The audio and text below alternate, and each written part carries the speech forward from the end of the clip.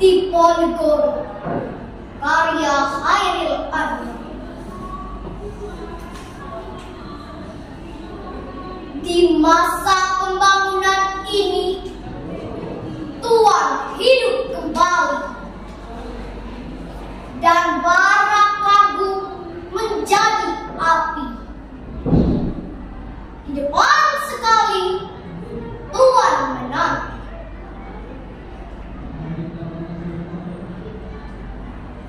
Tak gentar lawan banyaknya 100 kali pedang di kanan, keris di kiri, berselempang semangat yang tak bisa mati. Maju! Ini barisan tak bergenderang berpalu, kepercayaan tanda menyerbu.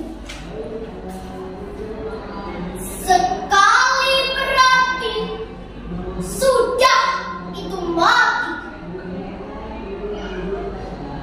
Maju!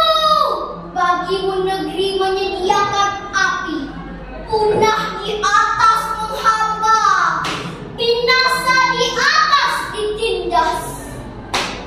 Sungguh pun dalam ajal baru tercapai, jika hidup harus merasai.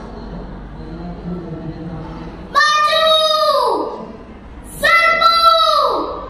Serang! Terjang!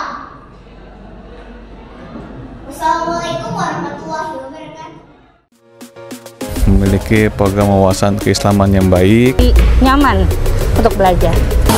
Alhamdulillah, Al-Furqan sukses terus untuk mencetak generasi-generasi muda yang Qurani dan sukses memimpin masa depan bangsa.